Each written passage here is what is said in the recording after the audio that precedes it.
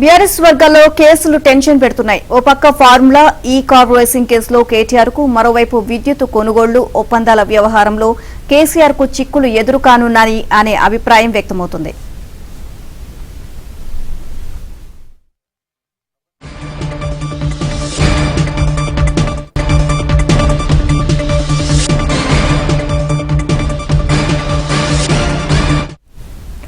Formula ఈ car racing కేసులో మాజీ మంత్రి కేటీఆర్ చుట్టూ ఉచ్చు బిగుస్తోంది. ఏ క్షణమైన కేటీఆర్ కు ఏసీబీ నోటీసులు ఇచ్చే అవకాశం ఉందని అంటున్నారు. ఇప్పటికే కేటీఆర్ పై విచారణకు గవర్నర్ గ్రీన్ సిగ్నల్ ఇచ్చారు. అటు కేటీఆర్ ను అరెస్ట్ చేస్తే రాష్ట్ర వ్యాప్తంగా నిరసనలు చేపడతామని గులాబీ పార్టీ నేతలు అంటున్నారు.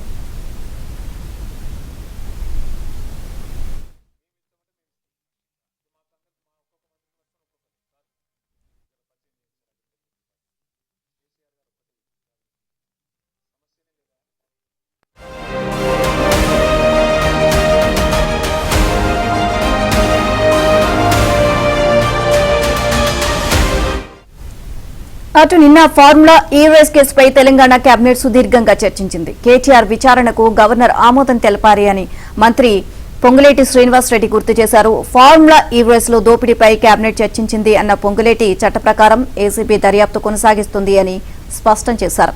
కేటీఆర్ అరెస్టుపై తానేమి చెప్పలేను అన్న పొంగులేటి చట్టం తన పని తాను చేస్తుంది అన్నారు.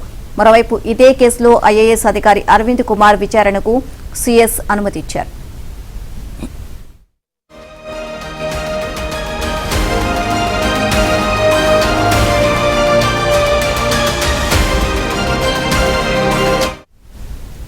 అటు కేసీఆర్ హయాంలో 10 ఏళ్ల పాటు చేసుకున్న విద్యుత్ ఒప్పందాలు, ప్లాంట్ల నిర్మాణంలో తప్పిదాలపై విచారణ జరిపిన జస్టిస్ మదన్ భీమ్రావ్ లోకూర్ కమిషన్ సమర్పించిన నివేదికను తెలంగాణ మంత్రివర్గం ఆమోదించింది. ఆయా నిర్ణయాల్లో కీలక పాత్ర పోషించిన మాజీ ముఖ్యమంత్రి కేసీఆర్ తో పాటు ఇతర పాత్రధారులపై చర్యలు తీసుకోవాలని నిర్ణయించింది. సదరు నివేదికను ప్రస్తుతం కొనసాగుతున్న శాసనసభలో ప్రవేశపెట్టాలని తీర్మానించింది.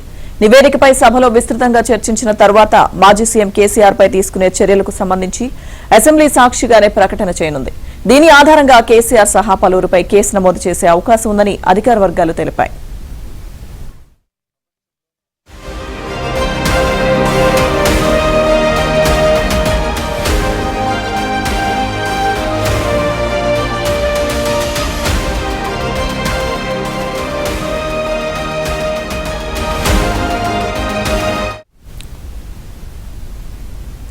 ఫార్ములా ఈ రేస్ కు సంబంధించి మరింత సమాచారాన్ని మా కరెస్పాండెంట్ నరేష్ నాడి తెలుసుకుందాం. నరేష్,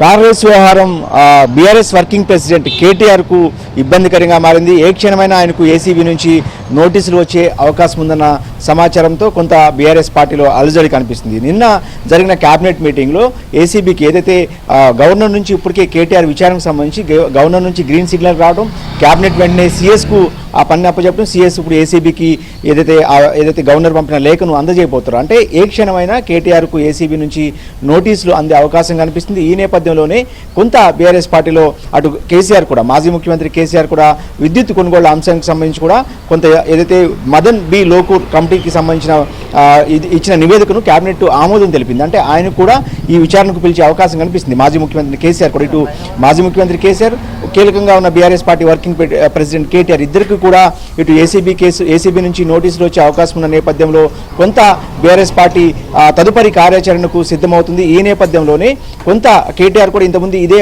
అంశానికి సంబంధించి అనేక సార్లు మీడియా ప్రస్తావించినప్పుడు ఆయన కొన్ని కీలక వ్యాఖ్యలు చేశారు. ఏదైతే ఫార్ములా ఈ రేసింగ్ సంబంధించిన వ్యవహారం పూర్తిగా తన బాధ్యతగానే కేటీఆర్ చెప్పుకున్నారు. అధికారులకు ఎలాంటి సంబంధం లేదు.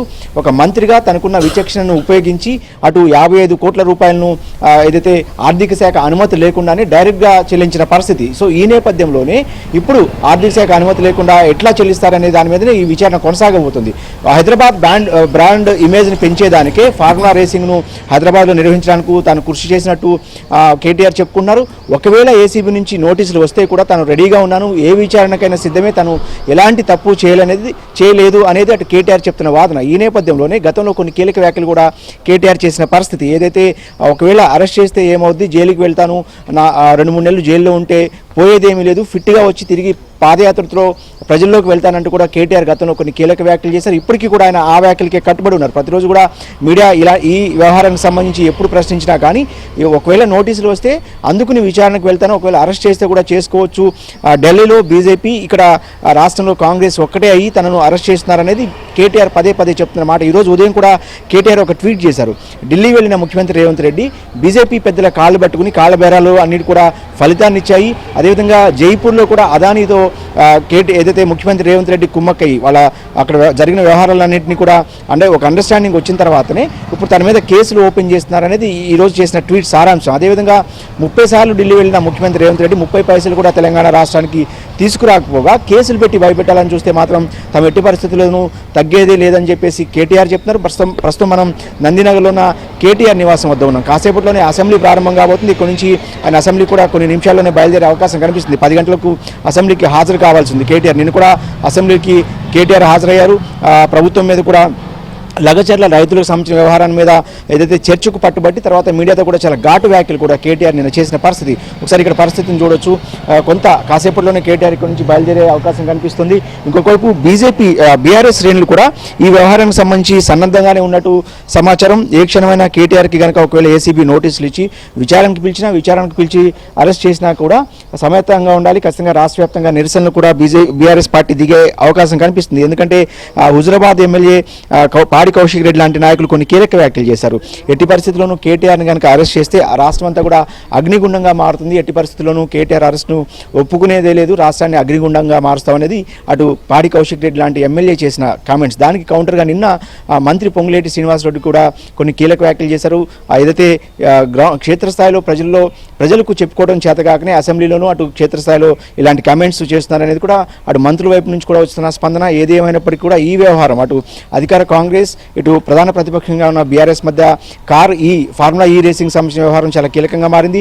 55 కోట్ల రూపాయలు 55 కోట్లే ఉన్నాయా లేకపోతే ఇంకా 700 కోట్లు ఉన్నాయంటూ కూడా మంత్రి పొంగులేటి కొన్ని కీలక వ్యాఖ్యలు. చాలా కాలంగా ఈ వ్యవహారం సంబంధించి మంత్రి పొంగులేటే కొన్ని కీలక వ్యాఖ్యలు చేస్తూ వస్తున్నారు. కాబట్టి ఇటు కేటీఆర్ కూడా తను విచారణకు సిద్ధంగా ఉన్నారని చెప్తున్నారు. ఈరోజు అసెంబ్లీకి వెళ్ళబోతున్నారు. అసెంబ్లీలో కూడా ఖచ్చితంగా ఇదే అంశం మీద కొంత చర్చ కూడా జరిగే అవకాశం కనిపిస్తుంది. విద్యుత్ కొనుగోలు అంశానికి సంబంధించి కేసీఆర్ ముఖ్యమంత్రిగా ఉన్న 10 ఏళ్ల కాలంలో ఛత్తీస్గఢ్ నుంచి తెలంగాణ ప్రభుత్వం అప్పట్లో విద్యుత్ కొనుగోలు చేసింది. ఆ వ్యవహారానికి సంబంధించి 1000 కోట్ల రూపాయలు అంటే రానున్న 25 సంవత్సరాల్లో కనీసం 9000 కోట్ల రూపాయలు రాష్ట్రానికి అదనంగా భారం పడుతుంది. అంటే అప్పుడు తీసుకున్న నిర్ణయాల వల్ల. సో ఈ నేపథ్యంలోనే దాని మీద కూడా ఒక కమిషన్ ప్రభుత్వం నియమించింది. అంతకుముందు నరసింహారెడ్డి కమిషన్ నియమిస్తే సుప్రీంకోర్టు ఏదైతే ఆదేశాల మేరకు ఆయన మార్చి మదన్ బి లోకూర్ కమిషన్ కూడా వేసిన పరిస్థితి. ఆ కమిషన్ కూడా ఇప్పటికే ప్రభుత్వానికి నివేదిక ఇచ్చింది. ఆ నివేదిక మీద కూడా విచారణకు ప్రభుత్వం సిద్ధమవుతుంది. ఏదేమైనప్పటికీ కూడా ఏడాది దాటిన తర్వాత కాంగ్రెస్ ప్రభుత్వం రాష్ట్రంలో ఏర్పడి ఏడాది దాటింది. ఈ నేపథ్యంలోనే కొంత దూకుడు పెంచింది. అటు కేసుల వ్యవహారం కావచ్చు, ఇటు బీఆర్ఎస్ పార్టీలో ఉన్న కీలక నాయకులను టార్గెట్ చేస్తున్నారనేది బీఆర్ఎస్ పార్టీ నాయకులు క్యాడర్ చెప్తున్నమాట. ఇక ఏదేమైనప్పుడు కూడా